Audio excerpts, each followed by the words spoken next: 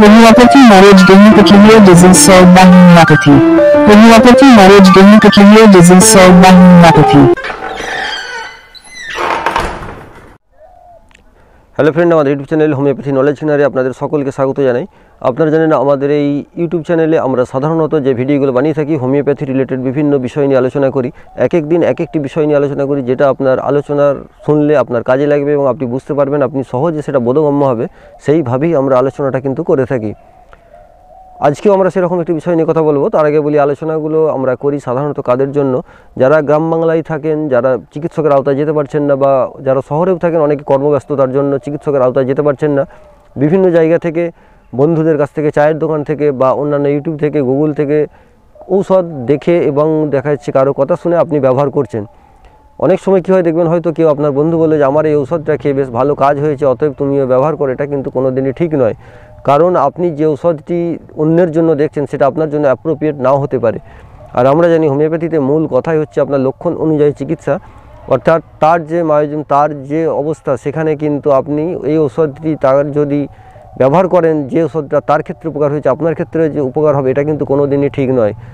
অর্থাৎ এই ধরনের ভুল কোনো চিকিৎসার ক্ষেত্রেই করা কিন্তু উচিত নয়। শুধুমাত্র যে হোমিওপ্যাথি বলে তা নয়, হোমিওপ্যাথি, অ্যালোপ্যাথি, আয়ুর্বেদ, যে কোনো ধরনের ক্ষেত্রে অনেকে আমরা যেটা বেশি করে থাকি, কেউ হয়তো বললো আমার এই ওষুধটাকে খুব কার্যকরী হয়েছে, তার যে সমস্যা ছিল হয়তো আরও অন্যান্য কিছু, তার জন্য সেই ওষুধটা অ্যাপ্রোপ্রিয়েট হয়েছে। আপনি যদি তার কথা শুনে সেটাকে ব্যবহার করেন, তাহলে কিন্তু সেটা আপনার জন্য ক্ষতিগ্রস্তই হতে পারে। আজকে সেরকম একটা খুব সাধারণ বিষয় বলবো, যেটা আমরা প্রায় সকলেই ব্যবহার করি এবং শখ করে ব্যবহার করি, বা মন থেকে ব্যবহার করি। অনেক সময় হয়তো সেটা রোগ নয়, কিন্তু আমরা সেটাকে রোগ মনে করে ব্যবহার করে থাকি। সেটা হচ্ছে দেখবেন এই স্মৃতিশক্তি বাড়ানো। বিশেষ করে আমরা বাড়ির বাচ্চাদের বলা যায়, বা অনেকে বয়স্কদের ক্ষেত্রেও দেখা যায়, এই স্মৃতিশক্তি বাড়াতে আমরা বিভিন্ন ধরনের মেডিসিন ব্যবহার করি। অনেকে দেখবেন তথাকথিত এই ব্রাহ্মী গাছ থেকে যেসব মেডিসিনগুলো তৈরি হয়, বা এই নাম সম্পর্কিত যে মেডিসিনগুলো আছে, সেগুলো আমরা বিভিন্ন বিজ্ঞাপন দেখে ব্যবহার করি। বা আমরা হোমিওপ্যাথিতেও ব্রাহ্মী মাধার হয়তো অনেকে খেয়েছি, সেই ব্রাহ্মী মাধার খেয়েও দেখা যাচ্ছে ঠিকঠাক তার যেন উপকার হচ্ছে না। এবার ধরুন, এই ভুলে যাওয়ার ব্যাপারটা কিন্তু অনেক ধরনের হতে পারে। আপনি যদি সেটাই মনোযোগ না দেন তাহলে ভুলে যেতে পারেন, বা আপনি দেখা গেল অন্যান্য এত চিন্তায় আছেন যে সেটা আপনার কনসেন্ট্রেশন হচ্ছে না, তার জন্য আপনি ভুলে যেতে পারেন, বা আপনি সেটা মনে রাখতে চাইছেন না, সেই জন্য ভুলে যেতে পারেন। আপনি ধরুন রাস্তা দিয়ে যাচ্ছেন, আপনি কোন জায়গা দিয়ে যাচ্ছেন, রাস্তায় কাকে দেখলেন, কত গাড়ি দেখলেন, কত কিছু এরকম জিনিস দেখতে দেখতে সেটা কি আপনার মনে থাকে? কিন্তু কোনো দিনই মনে থাকে না। এবার যদি কেউ আপনার পাশে থেকে কেউ বলে যে আমি তো ওই জায়গায় ওটা দেখলাম, তুমি তো কই দেখোনি, তাহলে তোমার মনে হচ্ছে দেখলে ভুলে গেছো, তোমার স্মৃতিশক্তি তাহলে কম হচ্ছে, এটা কিন্তু ঠিক নয়। কারণ সে কনসেন্ট্রেশন দিয়েছে সেটা মনোযোগ দিয়েছে, তার জন্যই সে মনে রাখতে পেরেছে, কিন্তু আপনি সেই মনোযোগটা দেননি, তার জন্য আপনি ভুলে যাচ্ছেন। তো অর্থাৎ সবার সঙ্গে সবার এটা গুলিয়ে ফেলাটাও ঠিক নয়। আর শিশুদের ক্ষেত্রে দেখবেন, এটা কিন্তু সবাই মায়েরা মনে করেন যে আমার বাচ্চাটা হয়তো লেখাপড়াটা খুব একটা ভালো নয়, সেই জন্যই সে হয়তো এই ভুলে যাচ্ছে বা পড়াশোনাটা মনে রাখতে পারছে না। এটাও কিন্তু যুক্তিযুক্ত নয়।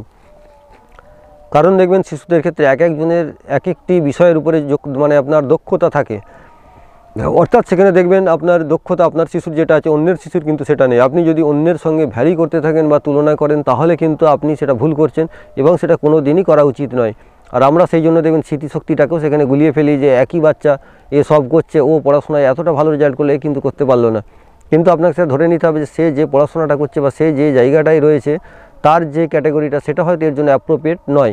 বা এর যেটা পছন্দ, এর যদি মিউজিক পছন্দ হয়, তো সেখানে তার ক্ষেত্রে অঙ্ক তার মাথায় কী করে ঢুকবে?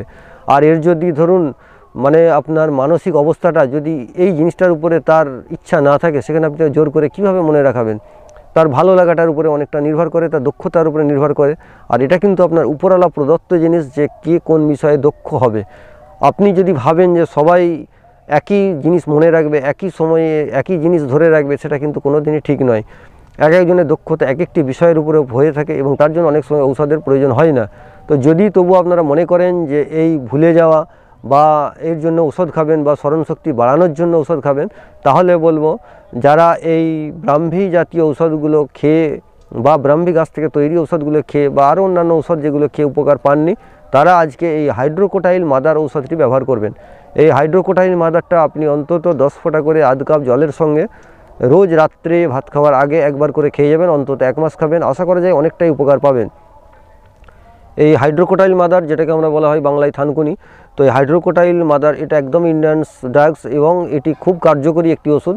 তো এই হাইড্রোকোটাইল মাদারটা আপনি 10 ফোঁটা করে আধ কাপ জলে রোজ রাত্রি খাবার আগে খেয়ে যাবেন, দেখবেন অনেকটা উপকার পাবেন। এবং স্মৃতিশক্তি, যেটা আপনার ছোটোখাটো জিনিসও ভুলে যাচ্ছেন বা অন্যান্য যে ভুলে যাওয়ার সমস্যাগুলো এতক্ষণ বললাম, সেগুলো দেখবেন অনেকটাই উপকার হবে। তো আপনারা ব্যবহার করে দেখুন, যদি মনে হয় উপকার হচ্ছে বা কিছুটা উপকার হয়েছে আর হচ্ছে না, এরকমও যদি মনে হয়ে থাকে তো অবশ্যই আমাদের সঙ্গে সম্পর্ক করতে পারেন, আমাদের সঙ্গে যোগাযোগ করতে পারেন একদম বিনামূল্যে। সন্ধ্যে 7টা থেকে 8টার মধ্যে আপনি ফোন কলও করতে পারেন বা হোয়াটসঅ্যাপ কলও করতে পারেন। আমাদের যে টিমে যে ডাক্তারবাবু থাকবেন আপনারা অবশ্যই তার সঙ্গে কথা বলতে পারবেন। তো সকলেই ভালো থাকুন, সুস্থ থাকুন। আজ আমরা এখানে শেষ করছি, ধন্যবাদ। Homeopathy marriage gynecological disease solved by homeopathy.